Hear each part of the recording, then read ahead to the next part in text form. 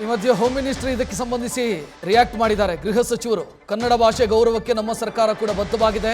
ನಮ್ಮ ಸರ್ಕಾರ ಎಲ್ಲ ವ್ಯವಹಾರ ಕನ್ನಡದಲ್ಲೇ ನಡೀತಾ ಇದೆ. ನಾವು ಕೂಡ ಕನ್ನಡದಲ್ಲೇ ಎಲ್ಲ ವ್ಯವಹಾರವನ್ನು ಮಾಡ್ತಾ ಇದ್ದೀವಿ ಅಂತ ಕರವೇ ಪ್ರತಿಭಟನೆಯ ಬಗ್ಗೆ ಗೃಹ ಸಚಿವ ಡಾಕ್ಟರ್ ಜಿ ಪರಮೇಶ್ವರ್ ಪ್ರತಿಕ್ರಿಯೆ ಕೊಟ್ಟಿದ್ದಾರೆ. ಕ್ಯಾಪಿಟಲ್ ಸಿಟಿ ಮತ್ತು ಪಟ್ಟಣದಲ್ಲಿ ಕನ್ನಡ ಮತ್ತು ಇಂಗ್ಲಿಷನ್ನು ಬಳಸಬೇಕಾಗತ್ತೆ, ಕನ್ನಡದಲ್ಲೇ ಇರಬೇಕು ಅನ್ನೋದ್ರಿಂದ ನಮಗೇನು ತೊಂದರೆ ಇಲ್ಲ. ಕರವೇ ಪ್ರತಿಭಟನೆ ಬಗ್ಗೆ ಕಲಬುರಗಿಯಲ್ಲಿ ಡಾಕ್ಟರ್ ಜಿ ಪರಮೇಶ್ವರ್ ಪ್ರತಿಕ್ರಿಯಿಸಿದ್ದಾರೆ.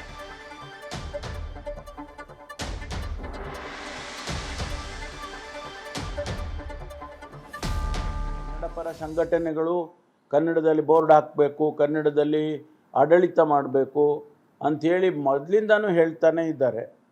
ಬಂದಂಥ ಎಲ್ಲ ಸರ್ಕಾರಗಳು ಕನ್ನಡದಲ್ಲೇ ಆಡಳಿತ ಮಾಡ್ತೀವಿ ಅಂತ ಹೇಳಿದ್ದಾರೆ. ನಾವು ಹೇಳಿದ್ದೇವೆ, ಹೆಚ್ಚಿನ ಅಂಶ ನಾವೆಲ್ಲ ಸಚಿವರುಗಳು ಕನ್ನಡದಲ್ಲೇ ನಮ್ಮ ಫೈಲ್ಗಳ ಮೇಲೆ ನೋಟ್ ಹಾಕ್ತೀವಿ, ಸಿಗ್ನೇಚರ್ ಕನ್ನಡದಲ್ಲಿ ಮಾಡ್ತೀವಿ. ಕೆಲವು ಸಂದರ್ಭದಲ್ಲಿ ಏನಾಗ್ತದೆ ಅಂತ ಹೇಳಿದರೆ, ಈ ಅರ್ಬನ್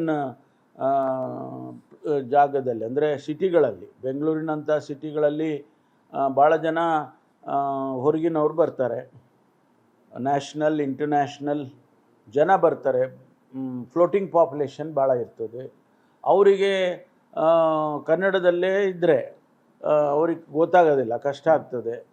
ಅದಕ್ಕೋಸ್ಕರ ಕನ್ನಡನೂ ಬರೀಬೇಕು, ಇಂಗ್ಲೀಷು ಬರೀಬೇಕು, ಎರಡು ಭಾಷೆ ಇದ್ದರೆ ಒಳ್ಳೆಯದಾಗ್ತದೆ ಅಂತ ಆಡಳಿತದ ದೃಷ್ಟಿಯಿಂದ, ಬೇರೆ ಏನಿಲ್ಲ. ಅದರಿಂದ ಅದು ಅವ್ರು ಕೇಳ್ತಾ ಇರ್ತಕ್ಕಂಥದ್ದು ಕನ್ನಡದಲ್ಲೇ ಇರಬೇಕು ಅನ್ನುವಂಥ ಪ್ರಶ್ನೆನ ಕೇಳ್ತಾರೆ. ಎಲ್ಲ ಮಾಡ್ಬೋದು, ಅದರದ್ದೇನು ನಮಗೇನು ತೊಂದರೆ ಆಗೋದಿಲ್ಲ ಕನ್ನಡದಲ್ಲಿರೋದ್ರಿಂದ. ಆದರೆ ಮೂಲತಃ ಈ ಪಟ್ಟಣ ಪ್ರದೇಶದಲ್ಲಿ ಅಷ್ಟೇ ನಮಗೆ ಈ ಟೂರಿಸ್ಟ್ಗಳು ಬರುವಾಗ ಅಥವಾ ಬೇರೆ ಬೇರೆ ರಾಜ್ಯದಿಂದ, ಹೊರ ರಾಜ್ಯದಿಂದ, ಈಗ ನಾವು ಹೋಗ್ತೀವಿ, ನಾವು ಕೆಲವು ರಾಜ್ಯಕ್ಕೆ ಹೋಗ್ತೀವಿ, ನಾವು ಅಲ್ಲಿ ಬರೀ ಆ ಭಾಷೆನಲ್ಲಿ ಇರ್ತದೆ ಅಂದ್ಕೊಳ್ಳಿ, ನಮಗೆ ಗೊತ್ತೇ ಆಗೋದಿಲ್ಲ.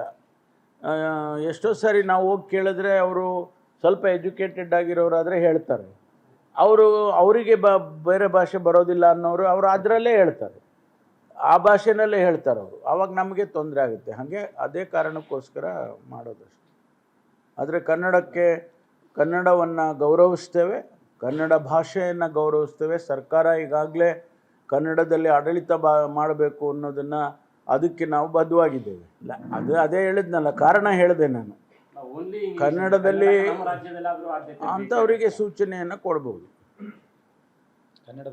ಕನ್ನಡದಲ್ಲೂ ಜೊತೆಯಲ್ಲಿ ಕನ್ನಡನೂ ಹಾಕಿಯಪ್ಪ ಅಂತ. ಏನು ನಿಮ್ಮ ಏನು ತೊಂದರೆ ಇಲ್ಲ, ತೊಂದರೆ. ನ್ಯೂಸ್ ಫಸ್ಟ್ ನಿರ್ಭೀತಿಯಿಂದ ನಿಮ್ಮ ಪರವಾಗಿ.